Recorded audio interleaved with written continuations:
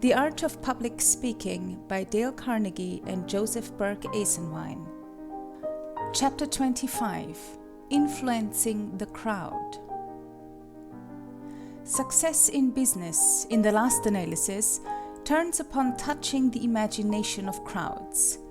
The reason that preachers in this present generation are less successful in getting people to want goodness than businessmen are in getting them to want motor cars, hats, and pianolas is that businessmen as a class are more close and desperate students of human nature and have boned down harder to the art of touching the imaginations of the crowds.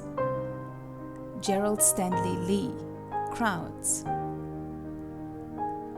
In the early part of July 1914, a collection of Frenchmen in Paris or Germans in Berlin was not a crowd in a psychological sense.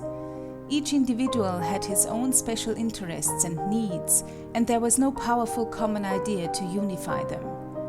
A group then represented only a collection of individuals. A month later, any collection of Frenchmen or Germans formed the crowd. Patriotism, hate, a common fear, a pervasive grief had unified the individuals. The psychology of the crowd is far different from the psychology of the personal members that compose it. The crowd is a distinct entity. Individuals restrain and subdue many of their impulses at the dictates of reason. The crowd never reasons, it only feels. As persons, there is a sense of responsibility attached to our actions, which checks many of our incitements, but the sense of responsibility is lost in the crowd because of its numbers. The crowd is exceedingly suggestible and will act upon the wildest and most extreme ideas. The crowd mind is primitive and will cheer plans and perform actions which its members would utterly repudiate. A mob is only a highly wrought crowd. Ruskin's description is fitting. You can talk a mob into anything. Its feelings may be, usually are, on the whole generous and right, but it has no foundation for them, no hold of them. You may tease or tickle it into anything at your pleasure.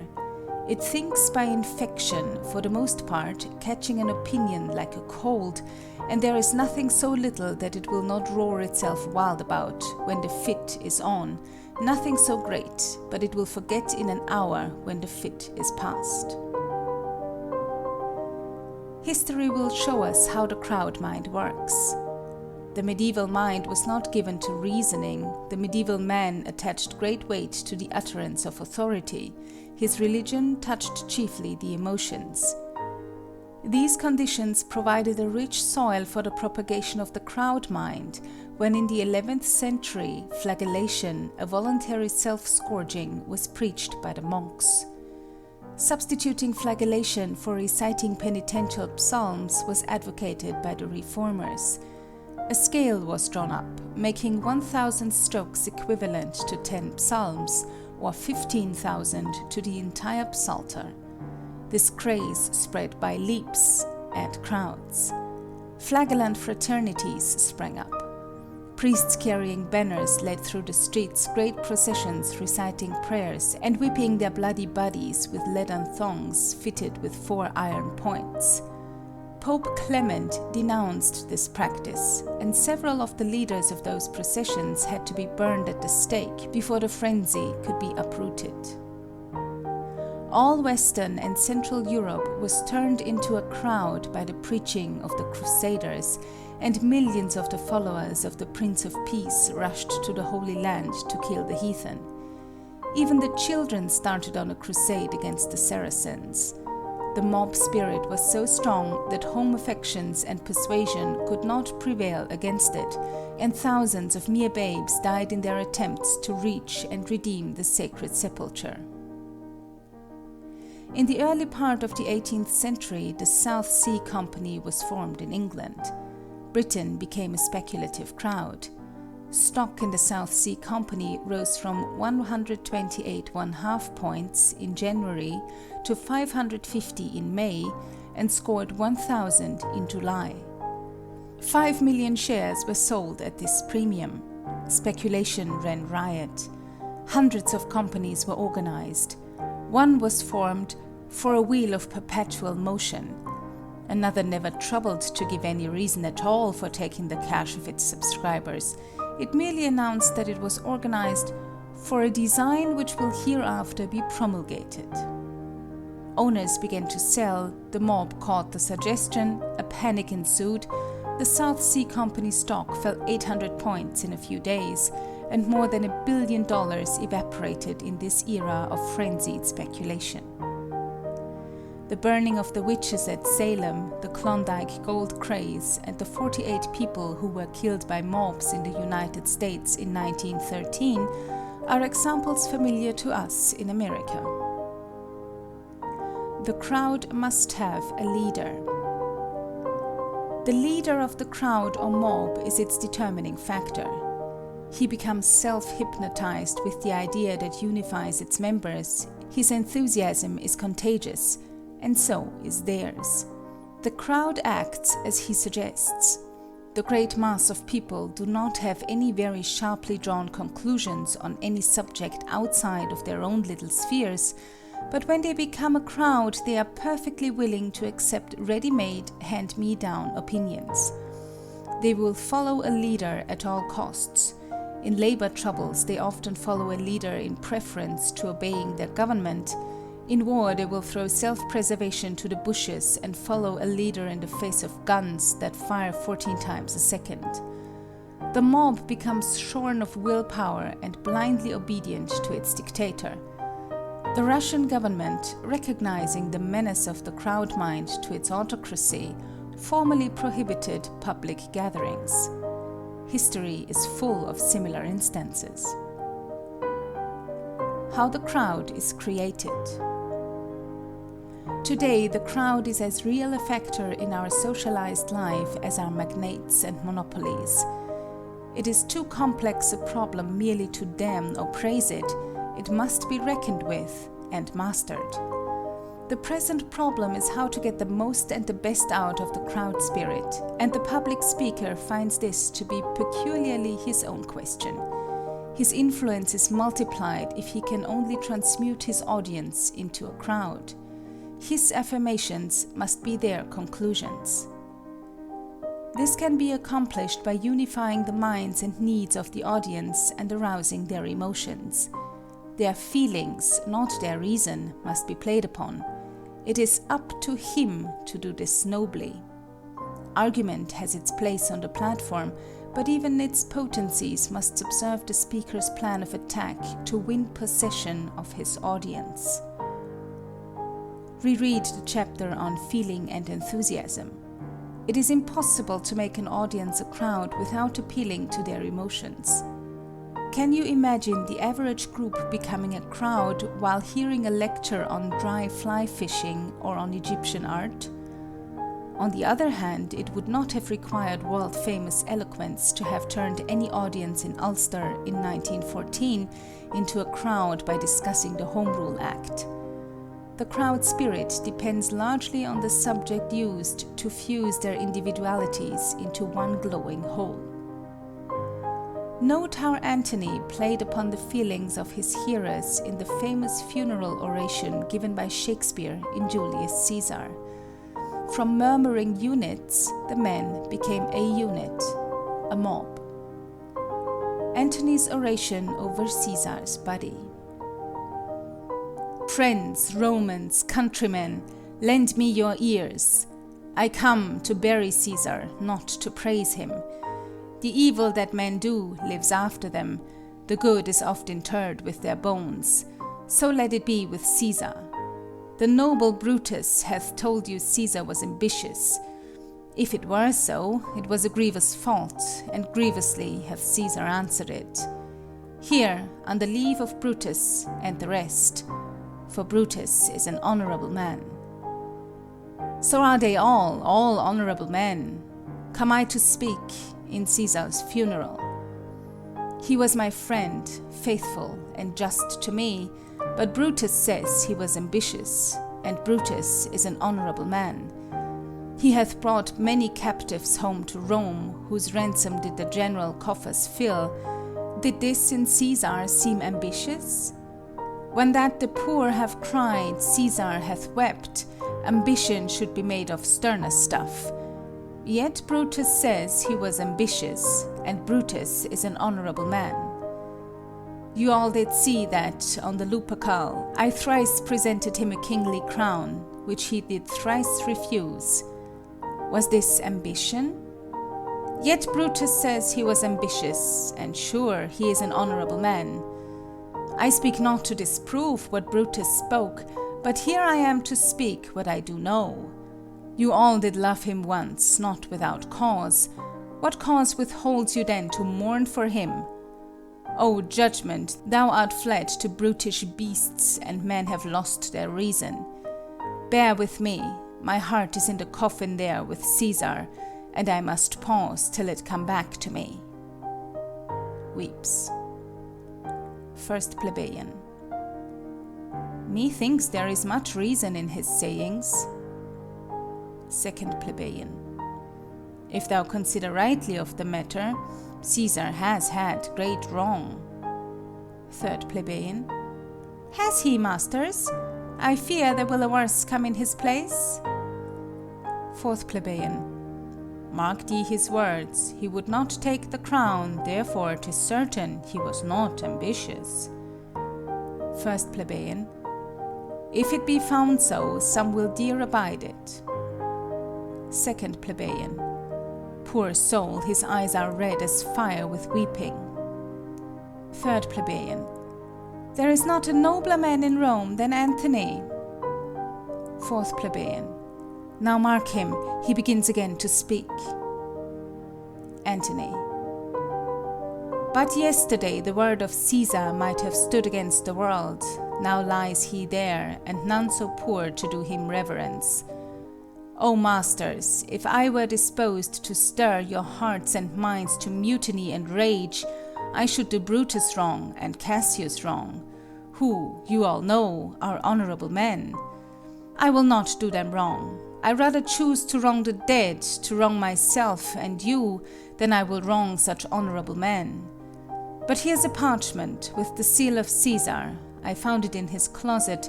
'Tis his will. Let but the commons hear this testament, which, pardon me, I do not mean to read, and they would go and kiss dead Caesar's wounds, and dip their napkins in his sacred blood. Yea, beg a hair of him for memory, and dying mention it within their wills, bequeathing it as a rich legacy unto their issue. Fourth Plebeian. We'll hear the will. Read it, Mark Antony. All. The will! The will! We will hear Caesar's will! Antony. Have patience, gentle friends. I must not read it. It is not meet you know how Caesar loved you. You are not wood, you are not stones, but men. And being men, hearing the will of Caesar, it will inflame you, it will make you mad. 'Tis good you know not that you are his heirs, for if you should, oh, what would come of it? Fourth Plebeian. Read the will. We'll hear it, Antony. You shall read us the will. Caesar's will. Antony. Will you be patient? Will you stay a while? I have overshot myself to tell you of it. I fear I wrong the honorable men whose daggers have stabbed Caesar. I do fear it. Fourth Plebeian. They were traitors. Honorable men. All. The will, the testament. Second Plebeian. They were villains, murderers. The will, read the will. Antony. You will compel me then to read the will? Then make a ring about the corpse of Caesar, and let me show you him that made the will. Shall I descend, and will you give me leave? All. Come down. Second Plebeian. Descend. He comes down from the rostrum. Third Plebeian. You shall have leave. Fourth Plebeian. A ring, stand round. First Plebeian. Stand from the hearse, stand from the body. Second Plebeian. Room for Antony, most noble Antony. Antony. Nay, press not so upon me, stand far off. All. Stand back, room, bear back. Antony. If you have tears, prepare to shed them now. You all do know this mantle. I remember the first time ever Caesar put it on. 'Twas on a summer's evening, in his tent, that day he overcame the Nervii. Look, in this place ran Cassius' dagger through.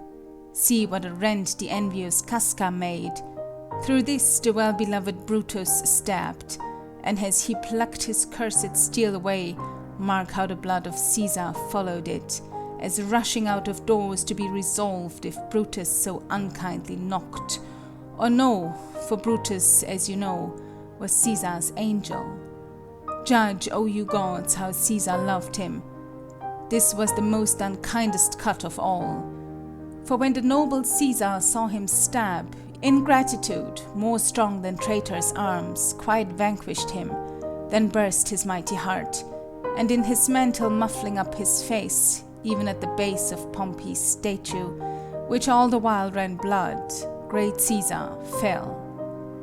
Oh, what a fall was there, my countrymen! Then I and you and all of us fell down, whilst bloody treason flourished over us. Oh, now you weep, and I perceive you feel the dint of pity. These are gracious drops. Kind souls, what weep you when you but behold our Caesar's vesture wounded? Look you here, he is himself, marred, as you see, by traitors. First plebeian. O piteous spectacle! Second plebeian. O noble Caesar! Third plebeian. O woeful day! Fourth plebeian. O traitors, villains! First plebeian. O most bloody sight! Second plebeian. We will be revenged. All. Revenge, about, seek, burn, fire, kill, day. Let not a traitor live. Antony. Stay, countrymen. First plebeian. Peace there, hear the noble Antony. Second plebeian. We'll hear him, we'll follow him, we'll die with him. Antony. Good friends, sweet friends, let me not stir you up to such a sudden flood of mutiny. They that have done this deed are honorable. What private griefs they have, alas, I know not, that made them do it. They are wise and honorable, and will, no doubt, with reasons answer you. I come not, friends, to steal away your hearts. I am no orator, as Brutus is, but as you know me all, a plain, blunt man, that love my friend, and that they know full well, that gave me public leave to speak of him, for I have neither wit nor worth, action or utterance, nor the power of speech to stir men's blood. I only speak right on. I tell you that which you yourselves do know. Show your sweet Caesar's wounds, poor, poor, dumb mouths, and bid them speak for me. But were I Brutus, and Brutus Antony, there were an Antony would ruffle up your spirits, and put a tongue in every wound of Caesar, that should move the stones of Rome to rise and mutiny. All. Will mutiny. First plebeian. Will burn the house of Brutus. Third plebeian. Away then, come, seek the conspirators. Antony. Yet hear me, countrymen, yet hear me speak. All. Peace, ho! Hear Antony, most noble Antony. Antony. Why, friends, you go to do you know not what. Wherein hath Caesar thus deserved your loves? Alas, you know not, I must tell you then. You have forgot the will I told you of. Plebeians. Most true, the will. Let's stay and hear the will. Antony. Here is the will, and under Caesar's seal. To every Roman citizen he gives, to every several man, 75 drachmas. 2nd plebeian. Most noble Caesar, will revenge his death. 3rd plebeian. O royal Caesar. Antony. Hear me with patience. All. Peace, ho. Antony. Moreover, he hath left you all his walks, his private arbours, and new planted orchards, on this side Tiber. He hath left them you, and to your heirs forever, common pleasures, to walk abroad and recreate yourselves. Here was a Caesar. When comes such another? 1st plebeian. Never, never. Come away, away. Will burn his body in the holy place, and with the brands fire the traitors' houses. Take up the body. 2nd plebeian. Go, fetch fire. 3rd plebeian. Pluck down benches. 3rd plebeian. Pluck down benches. 4th plebeian. Pluck down forms, windows, anything. Exeunt citizens with the body. Antony. Now let it work. Mischief thou art afoot. Take thou what curse thou wilt. To unify single auditors into a crowd, express their common needs, aspirations, dangers, and emotions. Deliver your message so that the interests of one shall appear to be the interests of all. The conviction of one man is intensified in proportion as he finds others sharing his belief and feeling.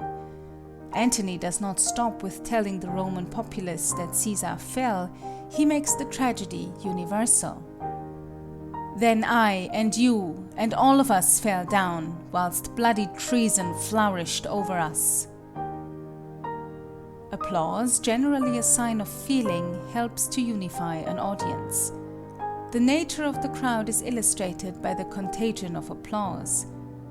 Recently, a throng in a New York moving picture and vaudeville house had been applauding several songs, and when an advertisement for tailored skirts was thrown on the screen, someone started the applause, and the crowd, like sheep, blindly imitated, until someone saw the joke and laughed.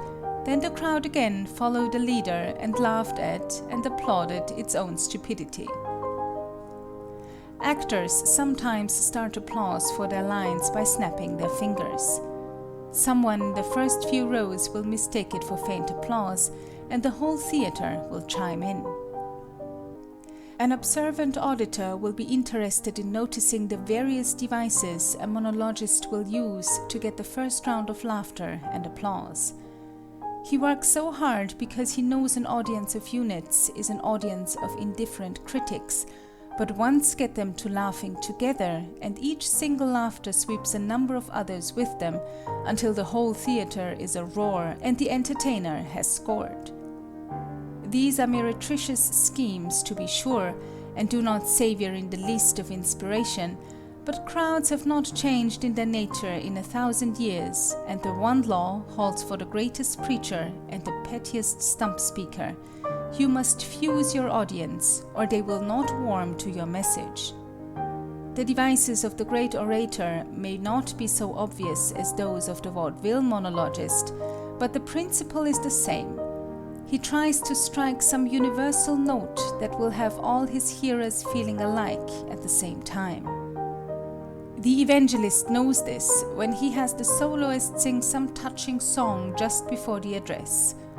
Or he will have the entire congregation sing, and that is the psychology of now everybody sing, for he knows that they who will not join in the song are as yet outside the crowd. Many a time has the popular evangelist stopped in the middle of his talk when he felt that his hearers were units instead of a molten mass, and a sensitive speaker can feel that condition most depressingly, and suddenly demanded that everyone arise and sing, or repeat aloud a familiar passage, or read in unison, or perhaps he has subtly left the thread of his discourse to tell a story that, from long experience, he knew would not fail to bring his hearers to a common feeling. These things are important resources for the speaker, and happy is he who uses them worthily and not as a despicable charlatan. The difference between a demagogue and a leader is not so much a matter of method as of principle. Even the most dignified speaker must recognize the eternal laws of human nature. You are by no means urged to become a trickster on the platform, far from it, but don't kill your speech with dignity. To be icily correct is as silly as to rant.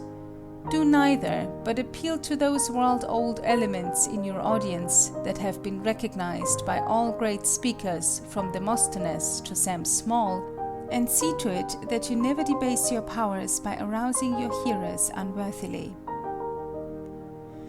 It is as hard to kindle enthusiasm in a scattered audience as to build a fire with scattered sticks. An audience to be converted into a crowd must be made to appear as a crowd. This cannot be done when they are widely scattered over a large seating space or when many empty benches separate the speaker from his hearers. Have your audience seated compactly. How many a preacher has bemoaned the enormous edifice over which what would normally be a large congregation has scattered in chilled and chilling solitude Sunday after Sunday. Bishop Brooks himself could not have inspired a congregation of 1,000 souls seated in the vastness of St. Peter's at Rome. In that colossal sanctuary, it is only on great occasions which bring out the multitudes that the service is before the high altar. At other times, the smaller side chapels are used. Universal ideas surcharged with feeling help to create the crowd atmosphere. Examples: liberty, character, righteousness, courage, fraternity, altruism, country, and national heroes. George Cohan was making psychology practical and profitable when he introduced the flag and flag songs into his musical comedies. Cromwell's regiments prayed before the battle and went into the fight singing hymns. The French corps, singing the Marseillaise in 1914, charged the Germans as one man. Such unifying devices arouse the feelings, make soldiers fanatical mobs, and, alas, more efficient murderers. End of section 25.